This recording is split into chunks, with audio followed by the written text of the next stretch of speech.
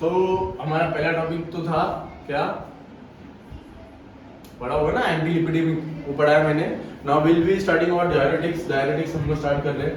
Diuretics बहुत important है because आपको पता है आजकल के लोगों को हाइपरटेंशन एंड हार्ट की बीमारी ज्यादा होती है। It is related to the particular diet के ऊपर भी हो सकता है and also on the urine output. Urine output के ऊपर भी डिपेंड करता है। How can urine affect our heart and our blood pressure. Basically the sodium ions are present in our body, और सोडियम आयंस की वजह से क्या होता है, बेसिकली वो हेल्प करते हैं कॉन्ट्रैक्शन के लिए। तो हमारे बॉडी में जो ब्लड वेसल चलते हैं उनके ऊपर प्रेशराइज करता है सोडियम, ठीक है। तो वो सोडियम को हम लॉस करेंगे सो दैट कि हमारा जो डिसीज कॉजिंग हो रहा है सोडियम की वजह से वो कम हो जाए। लाइक सोडियम का ज्यादा हो जाएगा इंक्रीजिंग आवर बॉडी, तो क्या it will lead to the hypertension. Hypertension सबसे बड़ा बीमारी होता है जो जिसमें हेल्प करता है सोडियम। तो हम क्या करते हैं थ्रू डायरेटिक्स, हम क्या करते हैं कि through urine we will expel out the sodium which are present in our body excess amount में, ठीक है। जो एक्सेस अमाउंट में सोडियम रहेगा we can expel from our body and we can decrease the disease of which is caused by that sodium, ठीक है, समझा। तो डायरेटिक्स इसलिए काम आते हैं। और डायरेटिक्स में मैं बेसिकली थोड़ा एमओए के लिए मैंने वीडियोस निकाले, वो उनको साथ में जोड़ दूंगा सो दैट कि एमओए आपको समझ में आ जाए। एमओए के लिए एक प्रोजेक्टर पे वीडियो प्ले करके मैंने बताया है। And for SAR we have to go through this. Basically SAR से जाएंगे एंड तो 2-3 ड्रग्स के बारे में स्ट्रक्चर्स पढ़ेंगे, ठीक है। So now this is main thing in kidney. The main function unit is our nephron. Nephron आपको पता है नेफ्रॉन ही करता है हमारे बॉडी में basically purification of blood, that is formation of urine, ठीक है। कौन करता है? नेफ्रॉन। तो नेफ्रॉन आर लाइक मिलियंस में प्रेजेंट रहते हैं इन किडनी, ठीक है। तो नेफ्रॉन का स्ट्रक्चर ऐसा होता है। There is Bowman's capsule that is considered in a glomerulus, क्या बोलते हैं? ग्लोमेरुलस। देन आता है पीसीटी जिसको बोलते हैं प्रॉक्सिमल कन्वोल्यूटेड ट्यूबुल, ठीक है। देयर इज हेनली लूप रहता है जिसमें आता है descending Henle loop and ascending Henle loop. Then आता है साइड 3 दैट इज डीसीटी मतलब डिस्टल कन्वोल्यूटेड ट्यूबुल। देन आता है कलेक्टिन डक्ट, जो सब तरह के नेफ्रॉन से जो भी यूरिन आया रहेगा ये कलेक्टिन डक्ट में सब आएगा जमा होगा, ठीक है। This is the classification of nephron. क्या होता है? एक बोमेन कैप्सूल होता है, एक पीसीटी होता है, एक हेनली लूप होता है, एक पीसीटी होता है और एक कलेक्टिन डक्ट होता है, ठीक है। अब आपको ब्लड दिख रहा होगा, मैंने ब्लड के लिए रेड पेन यूज किया, दैट्स व्हाई। ये एफरेंट एंड इफरेंट ब्लड है, ठीक है। एफरेंट मतलब जो लाने वाला रहता है, इफरेंट मतलब जो जाने वाला रहता है, ठीक है, उसको बोलते हैं। तो afferent means which is coming towards the Bowman capsule and efferent which is going far from the Bowman capsule. तो ये क्या होता है, जब ब्लड आता है तो 20% ऑफ ब्लड, क्या लिखा है? 20% of blood will be used for urine. किसके लिए यूज होता है? For urine. 20% of blood will be used for urine. तो 20% ऑफ ब्लड इसमें से यूज हो जाता है। तो 20% of blood will be passing through this nephron. और ये जो ब्लड दिख रहा है इसमें से वो एब्जॉर्ब भी हो जाएगा। देखो हर चीज जो भी हम लोग देने वाले 20% जो देने वाले हम लोग ब्लड, उसमें तो आरबीसीज भी होंगे, उसमें ग्लूकोज भी होगा, उसमें बहुत सारी चीजें होंगी जो इंपॉर्टेंट होंगी। तो वो हमारी लॉस ना हो, दैट्स व्हाई हम लोग ब्लड, हमारे जो नेफ्रॉन है उसके टुवर्ड्स कैपिलरीज के बहुत सारे नेटवर्क होते हैं, ठीक है। कैपिलरीज के नेटवर्क होते हैं जिसकी वजह से वो एब्जॉर्ब हो जाता है हमारे ब्लड में वापिस दैट पर्टिकुलर सब्सटेंस, ठीक है। जैसे कि ग्लूकोज रहेगा तो ग्लूकोज क्या होगा, यहाँ से एब्जॉर्ब हो जाएगा इनटू दिस ब्लड, ठीक है, समझा। सो नाउ हमें इस पे ऐड करना है हमारे ड्रग्स को। तो हमारे ड्रग्स कितने टाइप में क्लासिफाई हुए? Side 1, site 2, site 3, site 4। कौन सी क्लास में हुए? Side 1, site 2, site 3, site 4। Side 1 होता है पीसीटी पे, किस पे होता है? पीसीटी, ठीक है। साइड 2 होता है on Henle loop, predominantly on ascending loop, किस पे होता है ज्यादा करके? Ascending loop. And side 3 on DCT means this, ठीक है। And side 4 is on collecting tubule, that is this, समझे। एंड एक इंपॉर्टेंट पार्ट भी है दैट इज ऑस्मोटिक डायरेटिक, मतलब वो बेसिकली पूरे नेफ्रॉन में काम करता है, ठीक है, पूरे नेफ्रॉन में काम करता है। सो हम इसमें क्या करेंगे? एसएआर पढ़ेंगे और जो ड्रग रहेगा क्लासिफायर ड्रग, उसका स्ट्रक्चर मैं नेक्स्ट इसके आगे बताता हूँ, ठीक है। सो पहला आता है PCT that is side 1। Side 1 में आते हैं कार्बोनिक अनहाइड्रेट इनहिबिटर, उसके बारे में मैंने अभी हम लोग पढ़ेंगे एमओए ऑफ कार्बोनिक एनहाइड्रेस। अब कार्बोनिक एनहाइड्रेस कैसे काम करता है अब आपको सब बाकी से बता दिया। देखो सोडियम कैसे जा रहा है अंदर, सोडियम जाने के बाद अंदर जाने की वजह से हाइड्रोजन बाहर आ रहा है। क्या आ रहा है? हाइड्रोजन बाहर आ रहा है। हाइड्रोजन जब बाहर आ जाता है तो हाइड्रोजन प्लस SQ3 माइनस ये दोनों को कन्वर्ट कर देता है कार्बोनिक अनहाइड्रेस। ये मतलब कार्बोनिक अनहाइड्रेस कन्वर्ट करता है कार्बन डाइऑक्साइड इन वाटर में।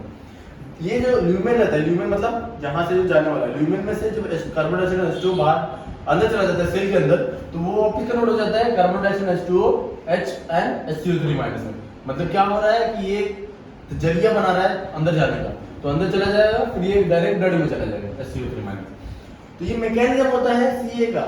तो CA को क्या करते हैं हम लोग इनहिबिट कर देते हैं। इनहिबिट मतलब क्या? ये हमें नहीं बनेगा, ये नहीं बनेगा तो SO3 माइनस नहीं बनेगा, SO3 माइनस अंदर नहीं जाएगा तो उसमें से ब्लॉक हो जाएगा। ये क्यों करना है? क्योंकि इससे एसिडिटी बढ़ जाती है ब्लड की एसिडिटी होती है ना, जिसको बोलते हैं मेटाबॉलिक एसिडोसिस, वो बढ़ जाता है। उसे कम करने के लिए करते हैं। देन इसके बाद सोडियम का लॉस नहीं होता, सोडियम का लॉस नहीं होता। दैट्स व्हाई हमें CA इनहिबिटर देने पड़ते हैं, बिकॉज ये सोडियम जब अंदर जाता है तो हाइड्रोजन बाहर आता है और हमें ये सोडियम को इनहिबिट करना है, हमें सोडियम निकालना है बॉडी से। सोडियम निकल नहीं रहा है, अंदर उल्टा जा रहा है, तो उसको निकालने के लिए हम ये वाला इसको ब्लॉक कर देंगे। इसको ब्लॉक करने के बाद sodium plus SO minus body के बाहर निकल जाएगा। इससे मैकेनिज्म होता है कार्बोनिक एनहाइड्रेस। बॉडी के बाहर जब निकल जाएगा उससे होगा बीपी कम हो जाएगी, low BP led to the less hypertension and will be curing the disease. ठीक है, ये समझा। कार्बोनिक एनहाइड्रेस इनहिबिटर का एमओए समझ गया होगा आपको वीडियो के थ्रू। अब आगे जाएंगे, इसमें स्ट्रक्चर देखो क्या होता है। NH2S मतलब sulphate plus benzene ring with NH2, ठीक है, that is amine is attached to the benzene group with the sulphate.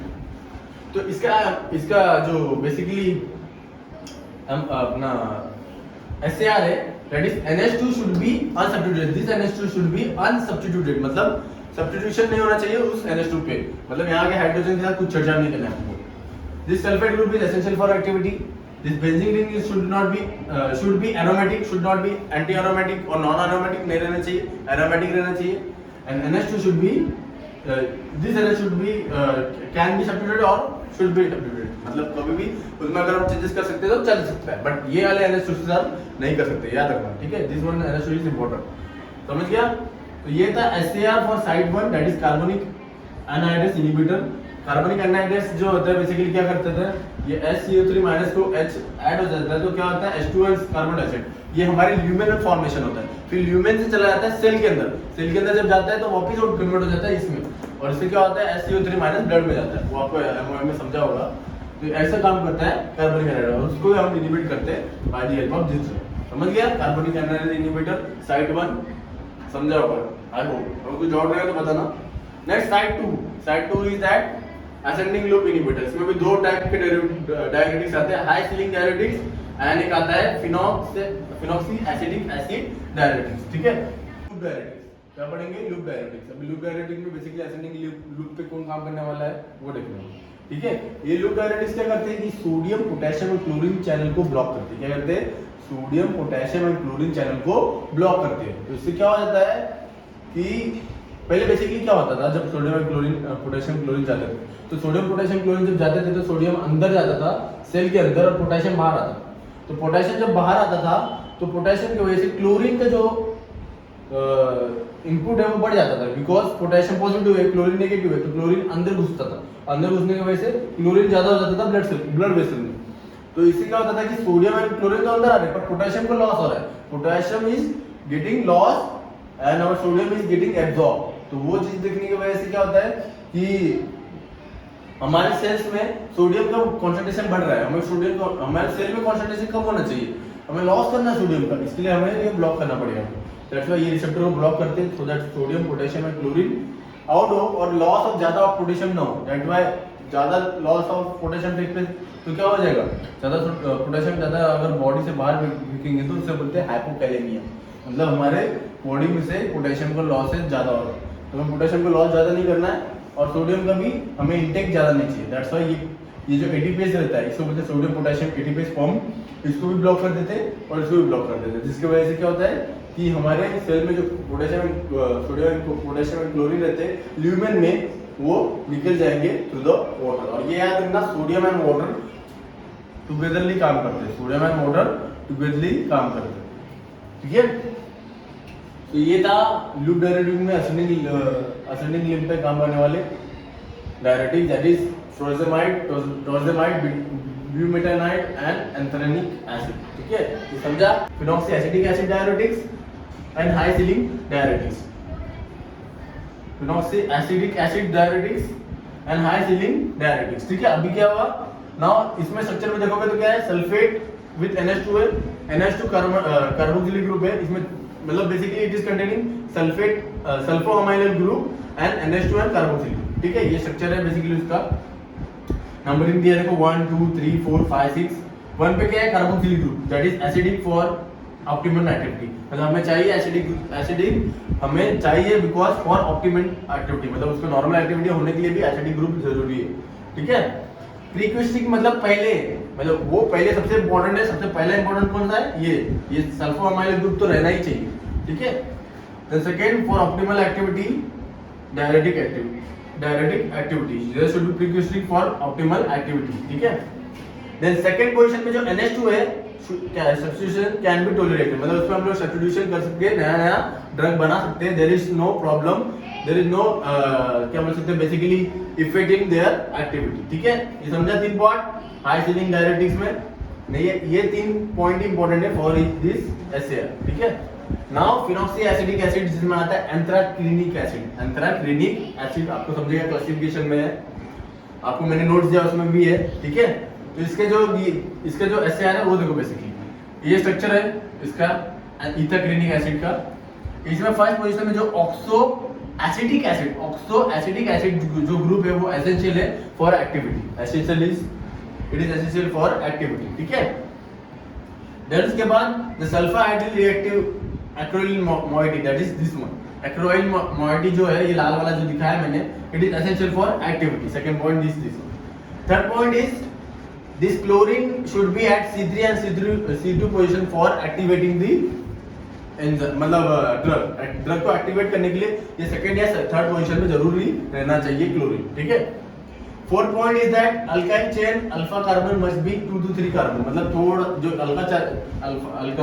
Alkyl chain है वो थोड़ा 2 से या 4 कार्बन का रहना चाहिए, बिकॉज उससे एक्टिविटी ऑप्टिमम होती है। ठीक है, and last point that is most important, terminal carbon should not be should contain hydrogen, मतलब ये लास्ट वाला जो कार्बन होता है should contain hydrogen, इसमें हाइड्रोजन होना ही चाहिए, there should not be any substitution at this carbon।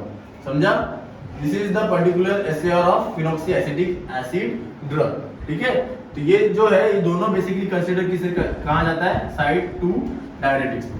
ठीक है, ये SAR का पॉइंट है, ये बहुत इंपॉर्टेंट है, अच्छे से याद कर लो। ठीक है, नेक्स्ट ये साइड 2 हुआ, next is the side 3। Side 3 is acting on DCT that is distal convoluted tubule. अब इसमें आता है thyroid and thyroid like derivative. Distal tubule पे इनहिबिट करने वाले थायराइड डेरिवेटिव, मतलब डिस्टल DCT पे इनहिबिट करने वाले थायराइड। आपको मैंने सब बता दिया DCT क्या है वो सब। तो DCT पे एक्ट करने वाले थायराइड जो है वो ब्लॉक कर देते हैं सोडियम एंड क्लोरीन चैनल, जिसको सोडियम एंड क्लोरीन चैनल को ब्लॉक कर देते हैं। वो कैसे करते हैं, सोडियम जो है वो जब इनसाइड जाता है सेल के अंदर तो पोटेशियम क्लोरीन भी साथ में ही जाता है सोडियम के इनटू द सेल। उससे होता है क्लोरीन का क्या बोल सकते हैं कि इंक्रीज हो जाता है सेल के अंदर कॉन्सेंट्रेशन है सोडियम का भी। फिर सोडियम पोटेशियम का एक्सचेंज होता है bye the help of ATPase form. ATPase form क्या करता है, बेसिकली सोडियम एंड पोटेशियम को एक्सचेंज करता है, सोडियम एंड पोटेशियम को एक्सचेंज करता है। तो उसे भी ब्लॉक करना पड़ता है, बिकॉज हमें क्या चाहिए, सोडियम बाहर जाना चाहिए, सोडियम बाहर जाना चाहिए। अभी तक तो सब में यही पड़ा है, सोडियम बाहर जाना चाहिए, दैट इज इंपॉर्टेंट। तो वो जाना चाहिए, तो that's why we should block this receptor, because ये रिसेप्टर क्या कर रहा है, इंसाइड कर रहा है सोडियम को और क्लोरीन को, हमें इसे ब्लॉक करना पड़ेगा। तो इसको ब्लॉक करने के लिए हमें जरूरी देना पड़ेगा, दैट इज थायराइड डायरेटिक्स देना पड़ेगा। अभी जब ये लॉस होता है ना, इसकी वजह से क्या होता है कि पोटेशियम का भी लॉस ज्यादा होने लगता है, बिकॉज ये जब सोडियम अंदर जाता है तो पोटेशियम बाहर आ जाता है, तो पोटेशियम को उनको बचाना पड़ेगा। दैट्स व्हाई हम लोग उसके नेक्स्ट ड्रग्स पढ़ते हैं, that is potassium sparing diuretics. तो थायराइड डायरेटिक्स का समझा आपको यूज क्या है, कि सोडियम क्लोरीन चैनल को ब्लॉक करना basically, so that sodium chlorine अंदर ना जा पाए एंड उसकी वजह से सेल के अंदर सोडियम का कॉन्सेंट्रेशन ना बढ़े एंड क्लोरीन का कॉन्सेंट्रेशन ना बढ़े, बल्कि वो ल्यूमिन से sodium and chlorine wash out हो जाए, क्या हो जाए, वॉश आउट हो जाए। समझा? ये distal tubule digital communicated tubule इस पर करता है थायराइड डायरेक्ट। तो इसमें पहले क्लोरअमाइनोफिनामाइड से बनता है थायाजाइड। क्लोरअमाइनोफिनामाइड का स्ट्रक्चर है एंड थायाजाइड का स्ट्रक्चर ये है, ठीक है। इसका नंबरिंग दिया देखो 1 2 3 4 5 6 7 8, ठीक है। इसमें भी ये sulphyl amine group is very important, that is लिक्विस्टिक, मतलब बहुत इंपॉर्टेंट है फॉर एक्टिविटी। देन उसके बाद second point is this R is important for lipophilic group because lipophilicity से क्या होगा, वो लिपोफिलिक ज्यादा होगा, मतलब लिपिड में सॉल्युबल ज्यादा होगा। हमारा प्लाज्मा मेम्ब्रेन किससे बना हुआ है, लिपिड से, तो उसमें डिसॉल्व होने के लिए काम कर जाएगा ये लिपोफिलिक ग्रुप, ठीक है।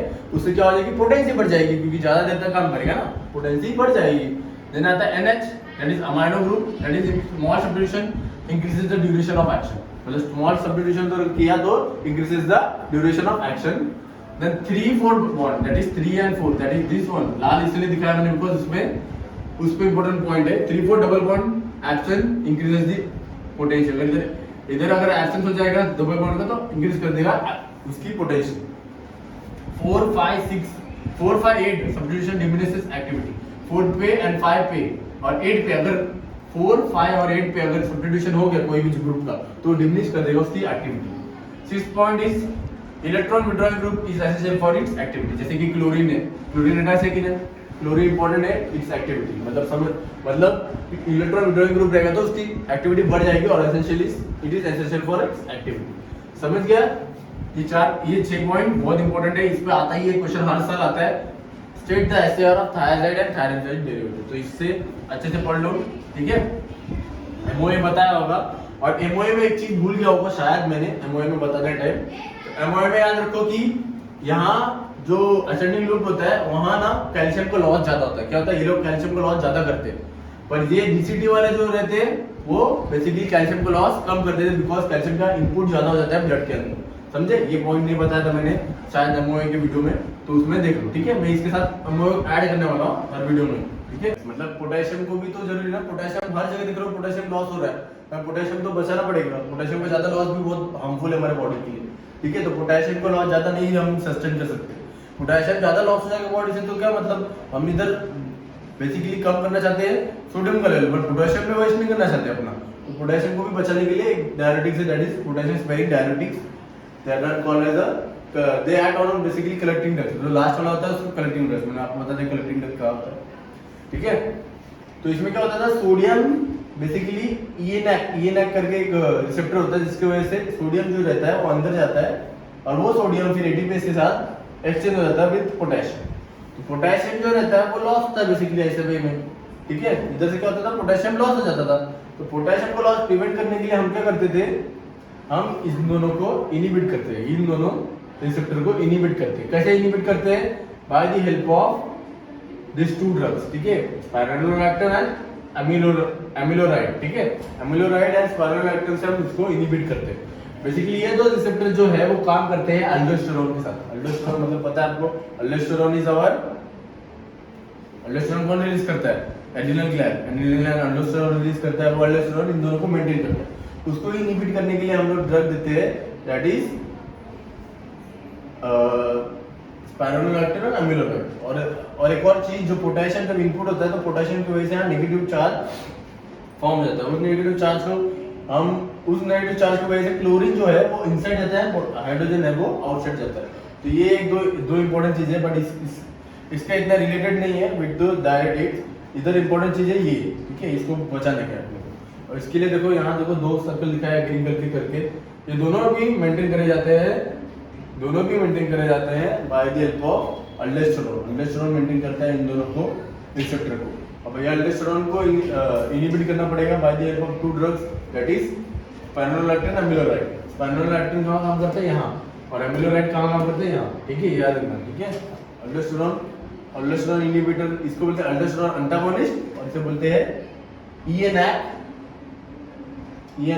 इनहिबिटर्स, ठीक है। ईएनएक इनहिबिटर, देखो एंटागोनिस्ट बोल दिया तो ईएनएक इनहिबिटर। तो इसकी वजह से क्या होता है, ये दोनों इनहिबिट हो जाएंगे। इनहिबिट होने की वजह से क्या होगा, पोटेशियम का लॉस भी नहीं होगा। पोटेशियम का लॉस नहीं होगा तो क्या होगा, पोटेशियम हमारे बॉडी से ज्यादा रिलीज नहीं हो पाएगा यूरिन के थ्रू, और हमारे बॉडी में potassium can be basically sustain, ठीक है। समझ गया? This is the potassium sparing diuretics. That is potassium sparing diuretics. वो याद रखना कि पोटेशियम को बचाते हैं सो दैट कि हमारे बॉडी से ज्यादा पोटेशियम लॉस ना हो। पोटेशियम लॉस हो जाएगा तो क्या हो जाएगा, ब्रैडीकार्डिया। ब्रैडीकार्डिया मतलब low heart rate. Low heart rate मतलब आदमी मर जाता है, समझ गए। This is the particular SAR of our different types of diuretic drugs, site 1, site 2, site 3, site 4। ये था SAR, उनका स्ट्रक्चर है, उसका एक्सप्लेनेशन है। ये एक अगर चार्ट पढ़ लिया ना पूरा तो तुम्हारा SAR पूरा कंप्लीट हो जाएगा। और MOA के लिए मैंने वीडियोस से थ्रू एक्सप्लेन किया है। Now we will study some important drugs का स्ट्रक्चर, ठीक है। Osmotic diuretics. ऑस्मोटिक डायरेटिक्स क्या होते हैं बेसिकली? ऑस्मोटिक डायरेटिक्स पूरे नेफ्रॉन में काम करते हैं, बेसिकली पूरे नेफ्रॉन में काम करते हैं। उनका पर्टिकुलर साइट नहीं होता, वो बेसिकली पूरे नेफ्रॉन में काम करेंगे। उनमें आता है मैनिटोल एंड यूरिया। क्या एग्जांपल है? Mannitol and urea. ये बेसिकली ऑस्मोटिक डायरेटिक क्या है कि ऑस्मोटिक प्रेशर होता है वो मेंटेन करने के लिए होता है। जैसे कि वाटर बेसिकली यूज करते हैं ऑस्मोटिक प्रेशर के लिए, बट उसको ही मेंटेन करने के लिए, बिकॉज वाटर का लॉस जब होगा तभी जाके हमारे सेल में से सोडियम भी निकलेगा। सोडियम निकलेगा तो दैट्स व्हाई हमारे जो ब्लड वेसल है उसका प्रेशर कम हो जाएगा। प्रेशर कम हो जाएगा तो इससे क्या हो जाएगा, हाइपरटेंशन क्योर हो जाएगा। क्योंकि मैनिटोल जा रहा है, बेसिकली मैनिटोल किधर जा रहा है, ल्यूमेन से। ल्यूमेन मतलब अपना नेफ्रॉन के अंदर का गैप, ठीक है, उससे जा रहा है। मैनिटोल नीचे जा रहा है, ठीक है। मैनिटोल क्या करेगा, वाटर को एब्जॉर्ब करेगा। क्या करेगा, वाटर। इसको चाहिए क्या, वाटर। इसको वाटर चाहिए तो वाटर को खींचने के लिए क्या करेगा कि जो भी वाटर प्रेजेंट रहेगा हमारे इसमें, क्या बोलते हैं, सेल में, दोनों भी उस वाटर को खींचेगा और वो वाटर के साथ मिक्सचर बनाएगा। इससे क्या हो जाएगा, वाटर का जो यहाँ ज्यादा भर गया था वाटर, उसको निकाल के इन द वेस्ट फॉर्म में निकाल देगा ये mannitol will be helping that कि ये जो आरबीसी में अपने जो बेसिकली ब्लड वेसल्स रहते हैं उसमें जो वाटर रहता है उसको वाटर को एब्सॉर्ब करके रिमूव करने के लिए। तो वाटर रिमूव कर दिया तो क्या हो जाएगा, प्रेशर मेंटेन हो जाएगा। ऑस्मोटिक प्रेशर मतलब समझ रहा है, प्रेशर मेंटेन हो जाएगा। देखो ध्यान से, ये जो हमारा ब्लड वेसल है, ब्लड वेसल में वाटर का जो कॉन्सेंट्रेशन रहता है ज्यादा रहता है। दैट्स व्हाई वो कभी-कभी क्या होता है कि ब्लड प्रेशर में कम या ज्यादा वही हेल्प करता है। तो उसको मेंटेन करने के लिए हमें मैनिटोल देना पड़ता है। और मैनिटोल क्या करता है, वो वाटर को एब्जॉर्ब करता है, मतलब वाटर को एब्जॉर्ब करता है। और एब्जॉर्ब करने की वजह से होता है वो वाटर का आउट करता है, उससे प्रेशर मेंटेन करता है, वैसे काम करता है ये ऑस्मोटिक प्रेशर, ऑस्मोटिक डायरेटिक। इतना ज्यादा इनके डीपी में पढ़ने की जरूरत नहीं है, बस इतने याद रखो MOA कि ये मैनिटोल यूज करते हैं so that it can absorb water and it can remove the water from the urine through the urine from the blood cells, ठीक है। समझा ऑस्मोटिक डायरेटिक से MOA। Now we will study the structures of drugs which are included in side 1, side 2, side 3 and side 4 diuretics, ठीक है। Side 1 that is also called as PCT और carbonyl anhydrase inhibitor. इसमें आता है acetazolamide. Acetazolamide का structure ये है जिसमें this is the acetyl group that is CH3 है, C+O2, इसको एसिटाइल बोलते हैं, इसके लिए इसको एसिटाजोलामाइड बोलते हैं। इसके अंदर ये स्ट्रक्चर रहता है दैट इज थायाडाइजाइन रिंग। और ये यूज होता है ग्लोकोमा में। ग्लोकोमा आपको पता है क्या होता है, व्हेन व्हाइटिश पार्ट आ जाता है आई के ऊपर, उसको बोलते हैं ग्लोकोमा। वो क्यों होता है, बिकॉज़ ऑफ सोडियम का ज्यादा सिक्रीशन और वाटरी फ्लूइड ज्यादा आ जाता है आपके ऊपर, that's why it's called the glaucoma. उसके ट्रीटमेंट में एसिटाजोलामाइड देते हैं। देन आता है मिथाजोलामाइड। मिथाजोलामाइड और एसिटाजोलामाइड में खाली एक ही डिफरेंस है कि मिथाइल ग्रुप अटैच किया गया है ये नाइट्रोजन के ऊपर, that is why it is called the methazolamide. इसका साइड इफेक्ट क्या है, मेटाबॉलिक एसिडोसिस एंड हाइपोकैलेमिया, ये साइड इफेक्ट है। आपको ये दो स्ट्रक्चर, ड्रग के स्ट्रक्चर याद होंगे बस काफी, ठीक है। साइड 1 ये आता है, देन आता है site 2 that is also called as Henle loop में यूज होते हैं। इसमें आता है फ्लोरोजामाइड। क्या नाम है इसका, फ्लोरोजामाइड, ठीक है। This is the structure of furosemide. इसमें खाली एक एडिशन हो जाता है, this furan ring, that's why it's called as the furosemide. ये फ्यूरान रिंग का स्ट्रक्चर एडिशन में आ जाता है, that's why it's called as the फ्लोरोजामाइड। इसके बायो अवेलेबिलिटी क्या है, 60 to 69%, मतलब 60 to 69% ही एब्जॉर्ब होता है बॉडी के अंदर। ड्यूरेशन ऑफ एक्शन है 6 to 8% आवर्स, मतलब 6 और 8 घंटे के लिए काम आता है basically furosemide. Then ethacrynic acid भी यूज होता है, that is ethacrynic acid is used for treatment of मेरे साइड 2 पे काम करने के लिए आता है इंट्राकेनिक एसिड। साइड इफेक्ट क्या है, autotoxicity and hypokalemia. Hypokalemia and autotoxicity इसका साइड इफेक्ट है। देन आता है site 3 that is called chlorothiazide. Chlorothiazide का स्ट्रक्चर ये है, खाली क्लोरीन ग्रुप अटैच है। देखो थायाजाइड देखो और इसको देखो, तो खाली क्लोरीन अटैच है, that's why it's called as chlorothiazide. And इसके बाद आता है नेक्स्ट ड्रग आता है, उसका नाम है वो भी थायाजाइड है, बट उसका एडिशन क्या है, this structure is addition, that's why it's called as, इसकी इंक्रीज कर देगी लिपोफिलिसिटी। लिपोफिलिसिटी इंक्रीज हो जाएगी तो क्या आ जाएगा, वो ज्यादा एब्जॉर्ब होगा हमारे बॉडी के अंदर। तो ये सेक्शन सेकंड स्ट्रक्चर पढ़ लेना बुक से, उसमें है, ठीक है। देन आता है 4, साइड 4 पे पोटेशियम स्पेयरिंग डायरेटिक्स आता है, दैट इज स्पाइरोलैक्टोन एंड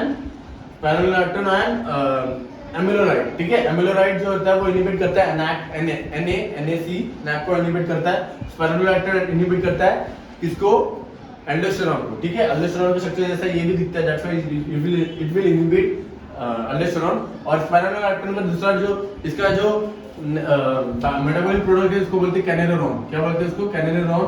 कैनेरोन एक बहुत बड़ा एक्टिव मेटाबॉलाइट है इसका स्पाइरोलैक्टोन को, तो ये यूजफुल होता है फॉर डबल एक्टिविटी ऑफ स्पाइरोलैक्टोन। और ये एमसीक्यू में बहुत बार पूछा गया है फाइनल ईयर के एंड जीपैट के क्वेश्चन में भी, ठीक है। तो याद रखना स्पाइरोलैक्टोन का मेटाबॉलाइट कैनेरोन। देन आता है last osmotic diuretic. Osmotic diuretic में आता है मैनिटोल। मैनिटोल का आपको मैंने बता दिया सब कुछ, मैनिटोल का स्ट्रक्चर है ये, ठीक है, ये याद रखना।